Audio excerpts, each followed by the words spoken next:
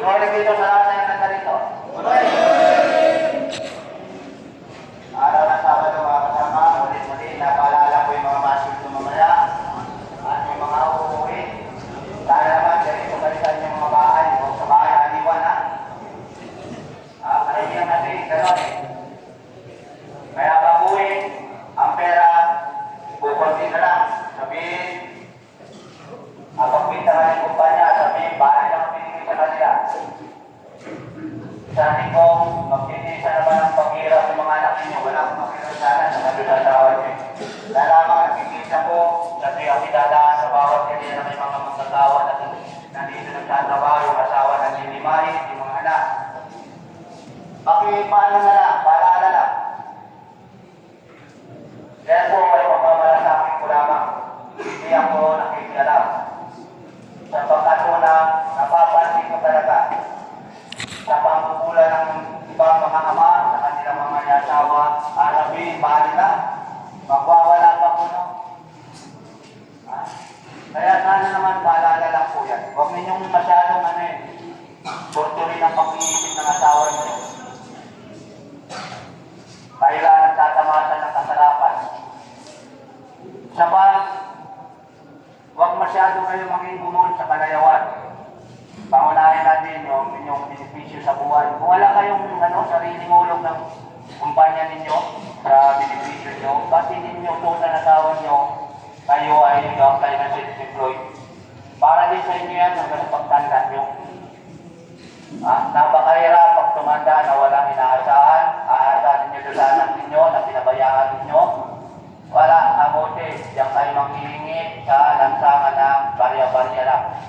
Marami ko na rin napansin niya. Dati, nung pumapak ako ng 1984 dito sa lansangan, sa Maynila, may nakikita ako dyan mga siga. Ngayon, uugod-ugod dyan, nanghihingi ng barya. Paalala lang yan. Huwag natin, abusuhin ang sarili natin. Bakit nila? Isa pa, yung binigay namin ko sa inyo nung nakaraang araw pa o linggo, ngayon pa lang, may parating na bisita, may nagsabi sa akin, sa Lunes pa. Hindi sa Lunes ka na rin magtrabaho. Ampere naman doon sa lahat ng mga nakasapatos dyan, ampere doon sa lahat ng mga nakasitisyon dyan, naka-PPE, tapos kayo nakasinilas, naka-jogging pants. Mabuti pa yung papunta doon sa pagsapon, talaga nakabiste. Hindi kayo, sa trabaho ang punta ninyo, ang pangangalagaan ninyo, yung sarili ninyo, hindi ninyo magawa. Pag na-disgrasya, galit kayo na safety, pagigyan kayo na si kaso. Pag kayo ay pinagsak na safety sa report, alawin, walang pakisama ang safety. Safety gawa mo ng paraan kasi mabaliwala yung kung dito insurance. Ay, bakit ako magkasinungaling? Ay, totoo naman hindi ka gumagamit ng PP, naka-shoot ka lang, o naka-jogging pants ka lang, naka-chinilas ka. Pag sinungalingin mo ako, kung ikay sinungaling, wag ako. Dahil mas sinungaling ako pag ako'y gumawa ng kasinungalingan. Pero, hindi pa doon ang aking pinagtatanggol grupo. Kaya sana napaalala ko sa inyo lahat, huwag kayo maging manhid. Huwag kayo maging lalo na yung iba dyan. At sana naman, pakiusap nyo sa mga foreman. Huwag ninyong konsintihin yung mga tao nyo. Sabihin nyo inamadali yung area. Kayo rin ang abiktado dyan. Kayo rin ang kawawa dyan. Dahil una-una, kayo ang ituturo ko dyan. Oras kayo ay mayroong nangyari na aksidente sa mga tao nyo. Sabihin ko agad, hindi po magkawin ng tulong. Siguro ka nagpatrabaho sa inyo. Ayaw ko ikaw magtrabahoin man din. Tapos na doon ang usapan. Period. Hindala kong sabihin, yun ang report ko. Sabihin ko, hindi ko kailanman pinagtatrabaho yan. Dahil nga walang sapat na kaalaman at walang sapat na pangkaligtasang kagamitan niya. Kung mahalin niyo sarili niyo, mas lalong dapat pag-ibayuhin ninyo ang pagmamahal pa ninyong yan. Dahil sarili ninyo yan, kayo magsusuldir ng kahirapan pag kayo na-aksidente. Walang iba akong pinapaalala dyan. Ha? Sana naunawaan ninyo yan.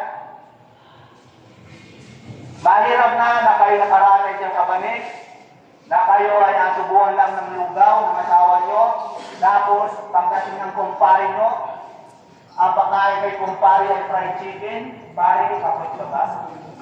Yan. Napakasaksak, hindi ka makalaban, hindi ka makapagsalita dahil mumuka, dahil na-aksidente ka sa trabaho, dahil sa walang panghihingas. Example lang yan, mga kapatid. Huwag ninyong hintayin yan ang mangyari sa inyo. Lahat yan, nabigyan ko sa inyo ng pamala. Dahil pagkagsalita ko, yun na yan. Tama yan. Nakakaintindihan mo ba? Sana naman. Ha? Gawin nyo muli, huwag kapusuin ang sarili ninyo. Mainit ngayon, ba't magdala kayo ng tubig sa taas? Nasa critical area kayo. Kumamit kayo ng sapat na PPE pangkaligtasan nyo. Huwag mag-alatsamba, huwag bumaya kay Spider-Man at kay Superman. Sa comics lang yun, sa TV lang yun. Wala yan sa tunay na buhay. Ang tunay na nag-iingat sa inyo ang sarili nyo. Kahit kayo ay gawan pa ng Panginoong Diyos na kayo ay duding ingat kung kayo ang nagsisira sa karikatan na yan, tayo ang magiging kawawa dyan. Sana naunawaan po ninyo yan. At sa Lunes, yung mga tao na walang mga PPE, balita ko doon sa mga ibang mga forman, bumili na sila ng kagamitan para sa inyo. Huwag din naman ninyo abusuin ang gamit na binigyan na yan. Kung alam na ninyo medyo masisira na, bumili na rin kayo. Bahagian ninyo yan. Kasama sa budget ninyo sa pagtatrabaho. Hindi, sabihin nyo, ay, sama ng kumpanya ito. Hindi. Bibigyan ninyo ng share yung inyong sarili para sa pangkaligtasan ninyong ginagamit. Sa amin man, nung nasa servisyo ba kami, bumibili kami ng sarili namin, mati, bumbasyos, lahat, pag masisira na. Dahil alam namin, sinasamang gamit namin sa bukas. Dahil dito kayo sa pagtrabaho natin sa construction industry, naanalagi ninyo, nung mistake, pantalo na mo. Sabi naman ang bibili isang daan yan eh. Sapat na yun para kayo yung ipaprotektahan. Hala, hindi naman ako nag-ipitsahan natin. Kasi alam mo lahat, marami dito mga pagkat social standards.